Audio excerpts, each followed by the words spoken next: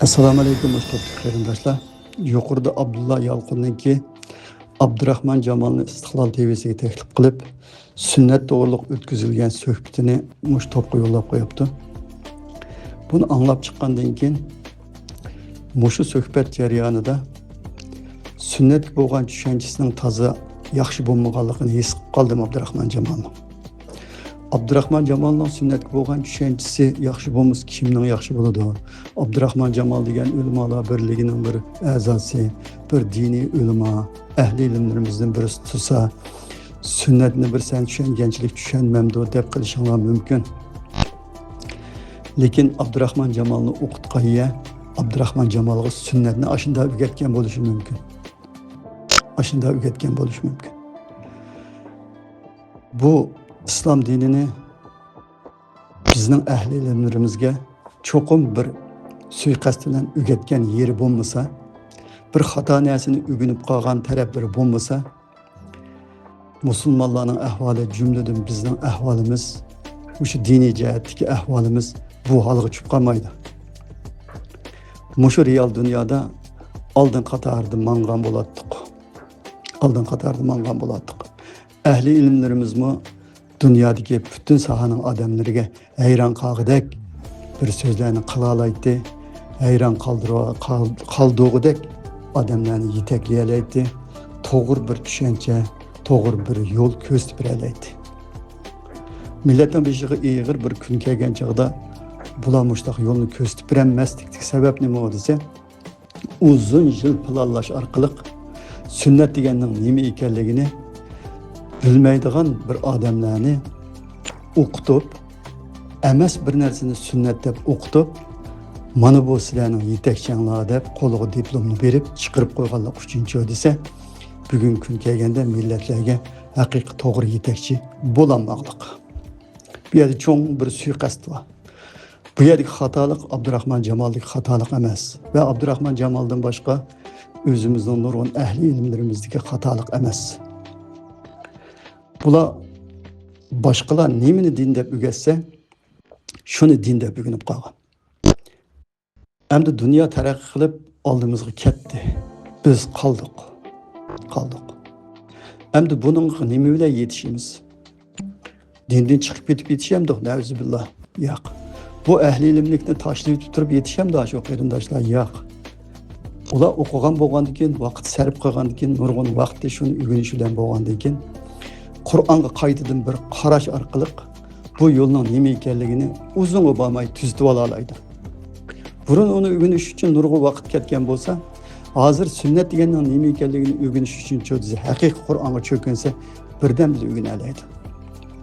Bir necha kunda yoki Qur'onni bir qatim o'qib o'tkazib chiqsa, mushu Qur'on to'g'riliq so'zlayotgan ahli ilmlarning, olimlarning hozirgi dunyoda Qur'onni tahlil qilib, hayotini Qur'onga bergan nurg'un bilimlik olimlarning Qur'onga bo'lgan tushunchalarini bir anglab chiqish orqali o'zimni uni bilgandan keyin o'zimni bir tafakkur qilib o'rganishchi desa, yomon jiq vaqt ketmaydi.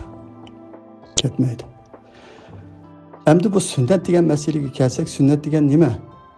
Abdurahmon Jamol uni bizdan obdan biladi. Sunnat degan yo'l degan gap. Hadis degan so'z degan gap. Payg'ambar alayhisolamning sunnatini inkor qilgan odam kofir bo'ladi, da'vatida. To'g'rimi shu gapi? To'g'ri, sunnatni inkor qilgan odam kofir bo'ladi. Nimishki kofir bo'ladi desa, Payg'ambar alayhisolamning yo'lini inkor qilgan odam kofir bo'ladi. Payg'ambar alayhisolamning yo'li qaysi? Payg'ambar alayhisolam o'zi bir yerdan bir yo'l ijod qildimi? O'zi bir yerdan bir yo'lni ijod qilib ummatiga sundimi? Yoki Muhammed Aleyhisselam'a manıma senin yolun deb sunulgan bir narsa bormi desa, shu Qur'on Muhammed Aleyhisselam'ning yo'li, Muhammed Aleyhisselam'ning sunnati. Muhammed Aleyhisselam'ni Allah payg'ambarlik tanlab nim dedi desa, sana biz bu Qur'onni nozil qilishdan burun iymonning nimaligini, islomning nimaligini bilmaysan dedi. Muhammed Aleyhisselam iman İslam'dan şu Kur'an'dan öğrendi. Eğer sünnet degan söz, yo'l degan söz bo'lsa, Muhammed Aleyhisselam'ın yolu Kur'an. Muhammed Aleyhisselam'ın yolu Kur'an. Muhammed Aleyhisselam'ın yolunu inkar qilgan, Qur'onni inkar qilgan bo'ladi. Bizning mana shu dunyodagi musulmonlarning sunnat deb, mening yo'lim deb mengayotgan narsani inkor qilsa hech nima bo'lmaydi. Nurg'un jamoat, nurg'un firqa, nurg'un mazhablar bir-birisiga o'xshamaydigan bir narsani o'ziga sunnat qilib, ya'ni yo'l qilib tanlab olganlik. Shuning kayni kirib ketaylik. Lekin Muhammad alayhissalomning yo'lini inkor qilsa desa, mushlar da'vatganda kafir bo'ladi. Lekin shunimi Abdurahmon Jamol shu kafir bo'ladi degan narsani bilib da'vatamdi, bilmay da'vatamdi. Agar bilib turib Muhammad alayhissalomning yo'li shu Qur'on, Muhammad alayhissalomning yo'lini inkor qilgan odam kafir bo'ladi desa, Abdurahmon Jamol sunnatni o'rgangan, bilgan odam bo'ladi. Muhammad alayhissalomga nisbatlab qo'yib, o'tirg'i chiqib qolgan nurg'un narsa bor. Muhammad alayhissalomning sunnati deymiz biz uni. Nurg'un o'tgan tarixlar bor. Muhammad alayhissalom ani qilib anda qilib degan tarixlar, uning necha xil variantlari bor, o'xshamaydi. Muhammad alayhissalomning ig'izga nisbatlab qo'yib o'tirg'i chiqqan nurg'un hadislar bor. Shiyalarning bir to'qay bor, sunniylarning bir to'qay bor. Ular o'zaro bir-birisining mazhablari o'zaro bir-birisinikini inkor qilib e'tirof qilmagandek, sunniylarning to'rt mazhabdan boshqa nurg'un firqalar bor, bir-birisinikini e'tirof qilmaydi. Bu yerda bu yo'lni ikki qilib olishning hojati yo'q. Qur'on va sunnatda ikki qilib olishning hojati yo'q. Qur'on shu sunnat shu. Qur'on sunnat shu. Qur'on sunnat deb Qur'onni ayrim, Muhammad alayhissalomning yo'lini ayrim qilsak bo'lmaydi. Muhammad alayhissalomning yo'li shu Qur'on. Demak, ikkisi bir narsa bu. Qur'on sunnat shu. Qur'on va sunnat deb ikkisini ayiriblar. Muhammad Qur'onni ayrim bir yo'l ko'rsatadigan, Muhammad alayhissalomning yo'li ayrim bir din bo'lib chiqadigan bir narsani o'tirib qo'yib olsak bo'lmaydi. Qur'on sunnat. Qur'on Muhammad alayhissalomga va Muhammad alayhissalomning ummatiga sunnat. Bunga iymon keltirganlar, mening yo'lim deb shu yo'l bilan mangadi. Iymon keltirmaganlar kafir bo'ladi. U o'zini hisobini Allohga beradi. Shuning uchun Muhammad alayhissalomning yo'li qaysi desa, Muhammad alayhissalomning yo'li Qur'on.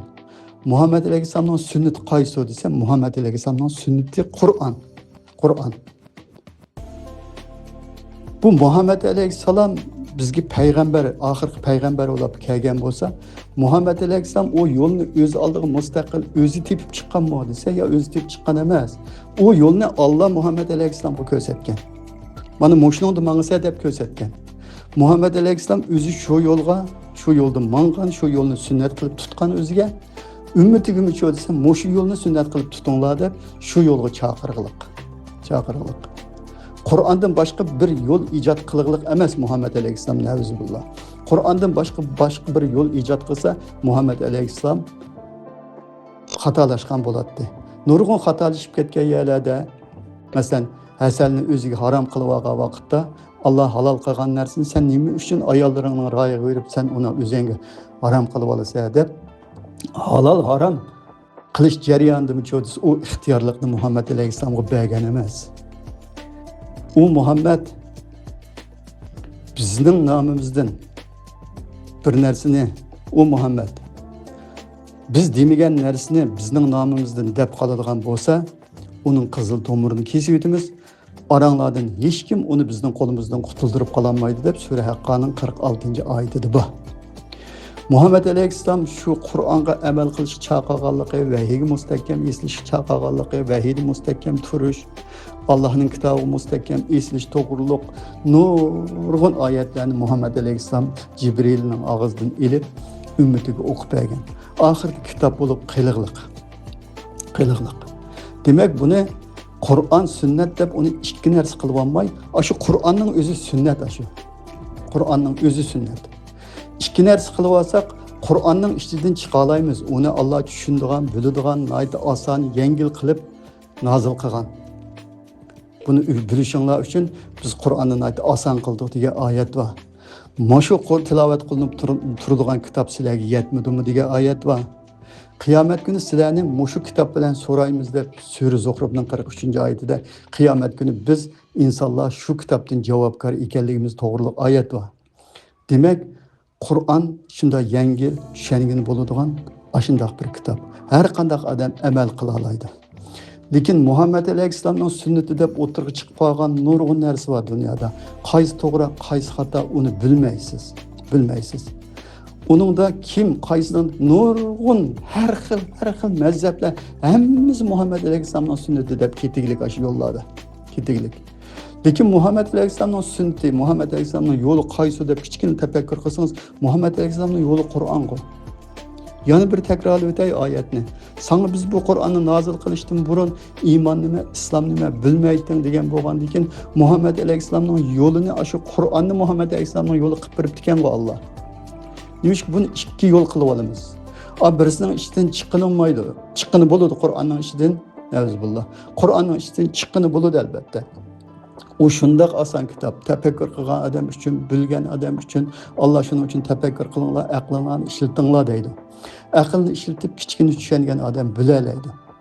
Qolgan ma sunnat deb shu Abdurahmon Jamolning tushunchasi bo'yicha o'tirib qo'yayotgan narsaga kirib qolgan bo'lsangiz, qaysining to'g'ri, qaysining xatoligini bilmaysiz. Bilmaysiz. Hattoki qo'limizda biz o'zimiz iymon keltirgan shu kitobga Muhammad alayhissalomning sunnati, Muhammad alayhissalomning so'zi deb o'tirib chiqib qolgan nurg'un narsalar bir-birini inkor qilib turdi. U narsalar o'zaro bir-birini inkor qilib turgandan tashqari Qur'ondagi oyatlarni inkor qilib turdi. Qur'on bergan hukmlar bilan o'xshamaydigan hukmlar Muhammad alayhissalomning eg'izga nisbatlab qo'yib o'tirib chiqib qilg'iliq. Shuning uchun gapimni xulosalasam qarindoshlar, sunnat Qur'on sunnat, shu Qur'on o'zi sunnat. Muhammad alayhissalomning yo'li qaysi desa, shu Qur'on. Muhammad alayhissalomning sunnati qaysi desa, shu Qur'on. Shu Qur'on.